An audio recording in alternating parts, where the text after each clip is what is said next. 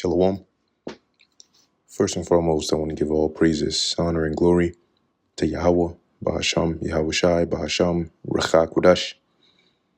Double honors to the elders and the apostles of Great Millstone, and peace and blessings to the elect. And yeah, in this lesson, I want to deal with this. As you see, there are a lot of unbelief. A lot more people as the works of the Lord go out more and more, right, and more of the world hears about Israelites and so on and so forth. That also garners a lot of dislike, hate,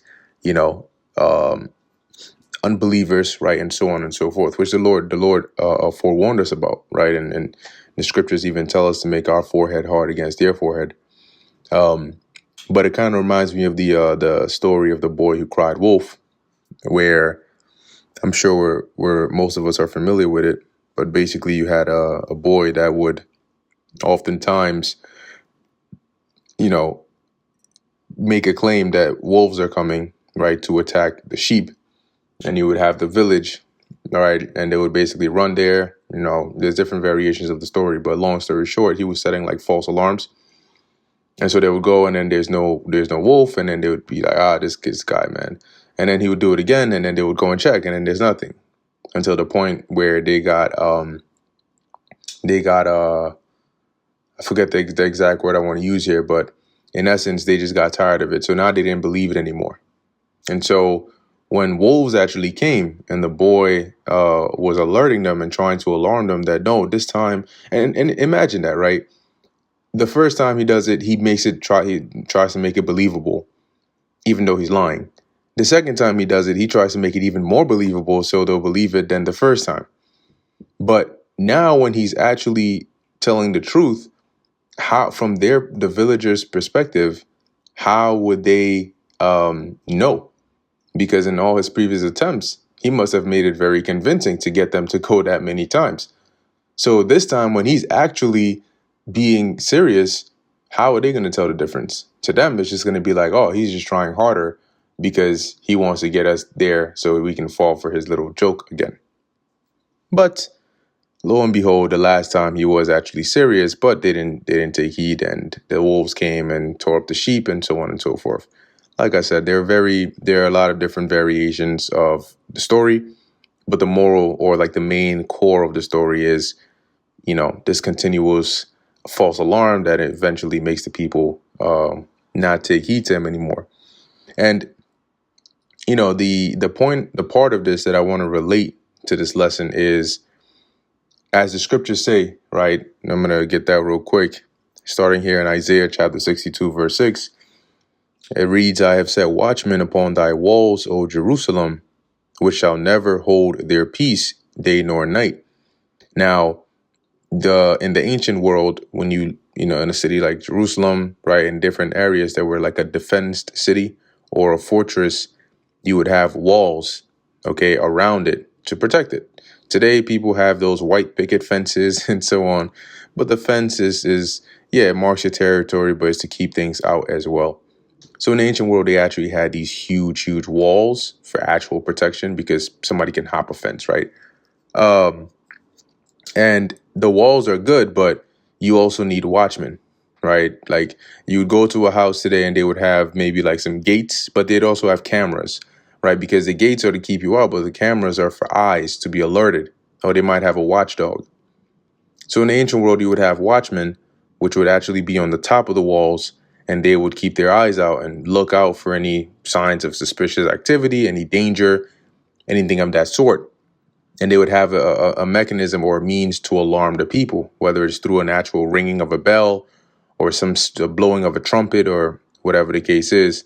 So people knew and understood what the different danger signs and so on were.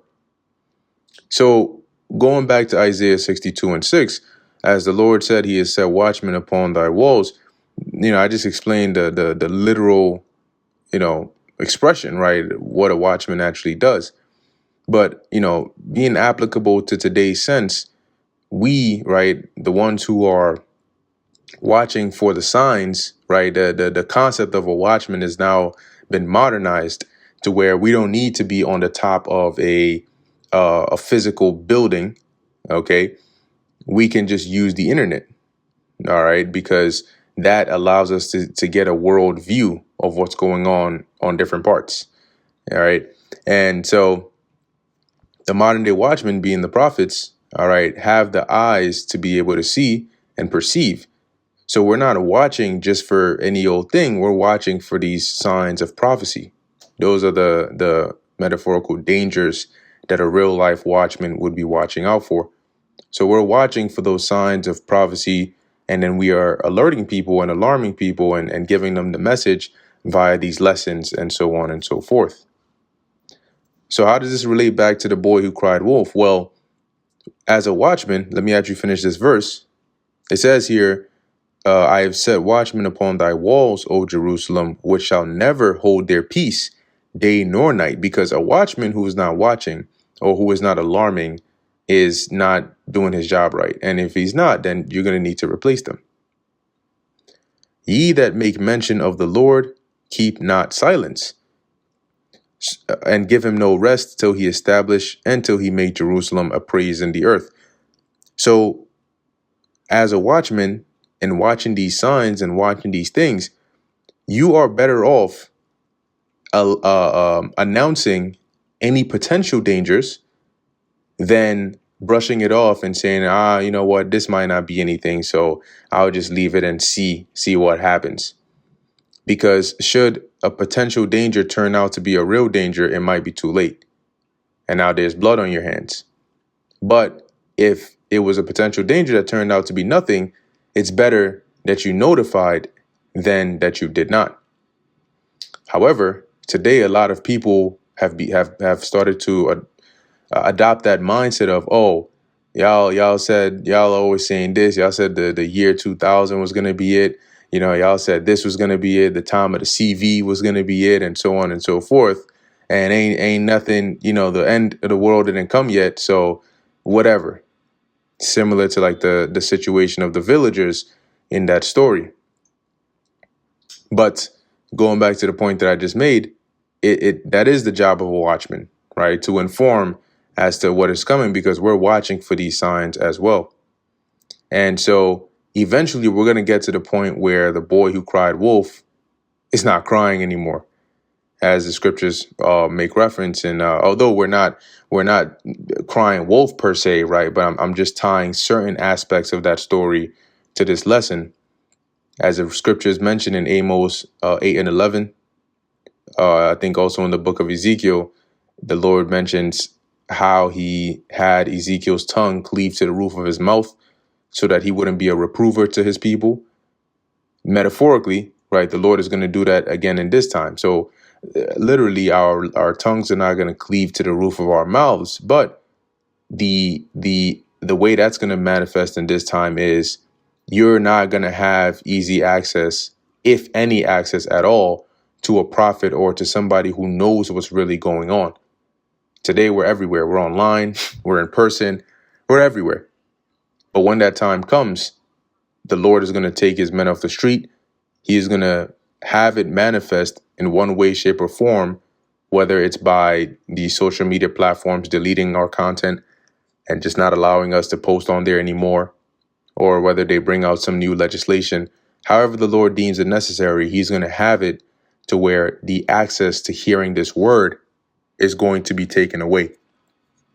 And the scriptures talk about that as well in 2nd Ezra, the 5th chapter. And when that happens, all that, oh, y'all been saying this since X, Y, and Z. Oh, it's not going to happen in my lifetime. Oh, this, that, and the third. All of that is going to go out the window. And that's going to go out the window because this time the wolves are actually coming. And that's why the Lord is taking his men out of here, because now you have to deal with those wolves. So rather than preparing, you were getting further and further away. In fact, you were getting more and more comfortable. So now I want to go here, complementary precept to that, to what I just read here, which is Habakkuk chapter 2, verse 3. And just getting straight to the point. for the vision is yet for an appointed time.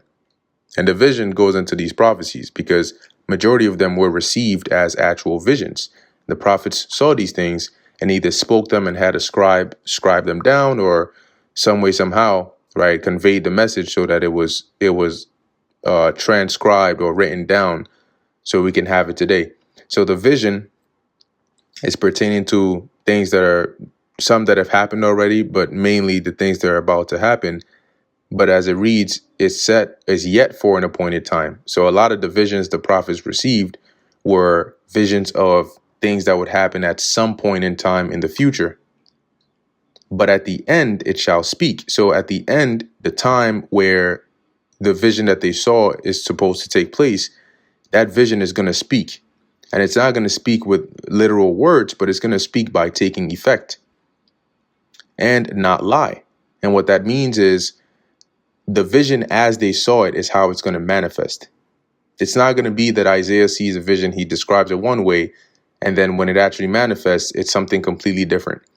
What it means by shall not lie is that when these visions or these prophecies get fulfilled, they will be fulfilled exactly as they were prophesied or received. Though it tarry, and here's the main part, though it tarry, when something tarries, it means it, today you would say it seems slow or it's dragging its feet. But as we are told, right, though it tarry, wait for it, because it will surely come, it will not tarry. So know that of a surety, this vision will happen. But as we get closer to the day, it may seem like it's dragging on. Oh, it's still not here yet. Another day, another day. Oh, it's not this. Oh, it's not that. But we're supposed to wait and stay prepared. What a lot of people end up doing is once, twice, 3 times. All right, I'm done. I'm not waiting for this anymore. They start letting their guard down. They start getting comfortable. And it's worse for people who are in the ministry or who know the truth, because when they get comfortable and they decide to leave and go and do something else because they lost patience, now they are as one who knew the Lord's will and did not do it. And so they will be beaten with many stripes. And that's not going to be something that you want to partake in. So I have one more precept here, which is going to be, it's going to be applicable to those that are of the mindset that, oh, this thing is not going to happen as you say it's going to happen. It's not going to happen now. I don't have to worry about it.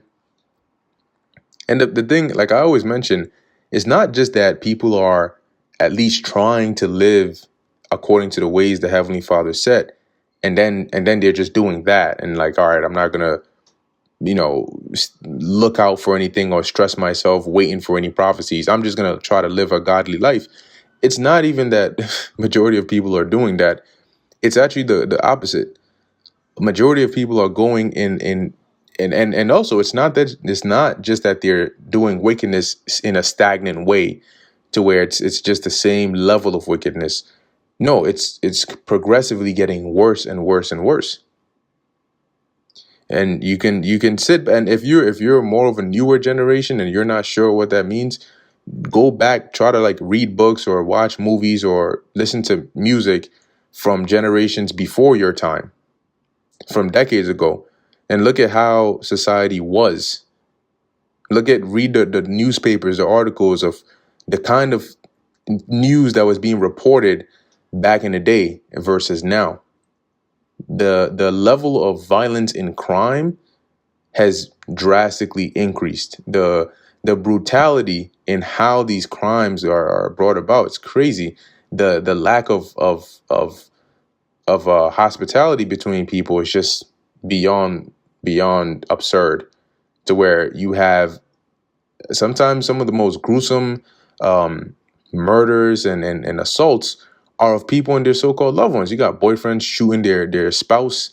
Just recently, I read a article or a post about an individual who I think it was a 3-year-old toddler, like a little girl, who was found in the, I believe it said the parking lot of their apartment complex, with blood on her face and her like dried up blood on her clothes.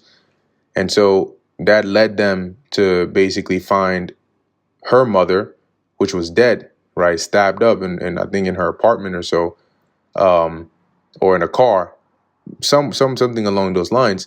And then they ended up finding out that it was the boyfriend or the ex-boyfriend or whatever that did it, and so on and so forth. So, it's just, when you look at some of these things, one person, somebody with common sense would think, hold on a second, if that was your child, right? I don't remember the details, but I think it was. You're killing the mother, and then, like, what do you expect to happen? You commit murder. Obviously, you are going to be caught. When you're caught, you're going to jail, or you're going to get a harsher penalty. So the mother's dead. You're not going to be around, and now there's a 3-year-old just out there, and then they got to grow up without a mother. Probably got to grow up with their extended family or in the foster care system. People don't think about these things. It's just, they just act on these primitive, violent actions of just like temporal, it's temporary. Whatever they're trying to gain in that moment, that's all they care about. People don't think long term. They don't think about consequences. They don't even take a second to process. They just act like crazy, wild demons. And that's what you see going on. So blood has nothing in the sight of these people today. They don't value anything. They just live like baseless lives, and are willing and ready to take away another's just like that. There was another incident that I read about. I think this might have been in the South, but there was an individual who ended up, I forget if he broke into the home, but he killed somebody in there, whether it was the mother or somebody, carved out the heart out of the dead body, cooked it, try to feed it to the people, the family. And you think about it and say, yo, like, that doesn't happen in a matter of seconds, right? When you kill somebody like that, if you're choking somebody, they don't die instantly. If you're stabbing somebody, they don't die instantly. So you're continuously doing this. So that's number one. And then you continue. Your conscience doesn't bother you enough. Usually people, after they do the act, the demons jump off of them and they're like, oh, shoot. And then they just start panicking. Dude said no and finished the act and then continue to cut. Because if you're going to take the heart out of somebody, you're going to cut, and it's going to be very messy and bloody. And then you're going to reach your hand into that corpse, that body, and pull out the heart with all the organs and all that, arteries attached. And then go to the kitchen to cook it, whether it's putting it in a boiling water or whatever. Like, that's some, not borderline psychotic, that's just straight overboard. And you hear something like that in the news and you're like, what? Like, what? So when you read in the book of Genesis, the 6th chapter, and it mentions the earth was filled with violence, you can see it. You can see what that would have looked like. You can see that it's not an over-exaggeration. It's not even an exaggeration. Today, the earth is filled with violence. Every part of the earth is either at war, or there are people dying of starvation, of famine. There's just violence everywhere. Okay? People are trying to defraud one another. Somebody's either cutting somebody with a machete, shooting somebody, hitting somebody with a car. Damn. It's just violence everywhere. And for the iniquity that these people commit, primarily Israelites, that leads me here to Isaiah 30 and 13. And it reads in the KJV, therefore this iniquity shall be to you as a breach ready to fall. And usually when you read scriptures and they talk like that and it says it shall be to you, it doesn't mean the iniquity itself is going to be a breach, but the way it's going to affect you is basically going to lead to judgment that'll come upon you suddenly. As it reads, as a breach ready to fall, swelling out in a high wall, whose breaking cometh suddenly at an instant. So what I like to imagine is a dam that has a huge body of water on the other side, and there's a lot of pressure pushing against it. and then you start to see cracks. And every day you may see the crack, you may see the crack, you may see the crack, and then one day, boom, it just suddenly just gives out, and bam, you're caught because you didn't expect it. You keep seeing the crack, you don't know which day it's gonna be, and then suddenly, boom, it just collapses and catches you in it. And that's how the judgment the Lord is gonna bring is going to take a lot of the people in the world. It's gonna take them by surprise, just like that sudden breaking. And don't be shocked when a lot of people, some people who've done some very wicked things and haven't repented of it, try to act as though they don't know why. What's going on? Why is this happening? In fact, had people done the things they were supposed to do and lived by the ways the Lord ordained, Jacob's trouble wouldn't be needed. The judgments in the Bible that are to come upon the earth wouldn't need to happen. The reason they're coming is as a equalizer, as a recompense, as an effect for your actions. So when the real crazy parts of prophecy start to unfold, and people start, as it says in 2 Ezra, the 5th chapter, people are going to be taken, in a large number, meaning they're going to be taken out, they're going to be put to death. People are going to act like, whoa, what's going on? God is doing this? Why would he do such a thing? And then if they had it their way in the future, if they look back at it, they would say, oh, why would God allow that to happen? That's the thing. And that's why the scriptures say, the Lord said, are not your ways unequal? Because you'll do all this wickedness again and again and again and again and again.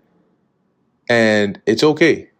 But when the Lord starts to bring judgment, then, oh, what kind of God will allow this to happen to people? Why would he allow so many people to die and suffer this or go through that? But you have nothing to say when day after day, minute after minute, hour after hour, there's just constant information coming out about the wickedness that's going on. If you look at a lot of social media controversy in the world today, I'd say 80+% of it involves a man and a woman, involves some form of adultery, involves some form of one party being unfaithful to the other, somebody wanting to take vengeance on the other, somebody doing wrong to the other. But a lot of the drama is stemming from adultery. If you really look at a lot of those stories, a good, I say like 80% plus. Majority of music, if you listen to it, it has to do with either a woman that's singing about a guy that ain't shit, or a guy is singing about an unfaithful woman, or he got his heart broken, or it's just messy. All right, that's where we at. Everything is just messy. So that's what the Lord is going to do. He's going to clean it up.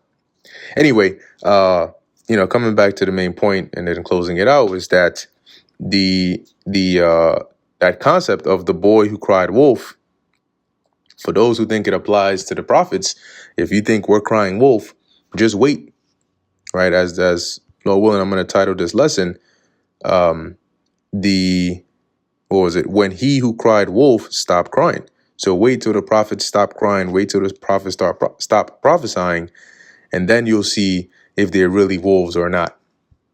Anyway, with that, I'm going to end it here. Lord willing, that was edifying to the elect. In closing, I want to give all praises, honor, and glory to Yahweh, Bahasham, Yahweh Shai, Bahasham, Ruach HaKodesh. Until next time, Shalom.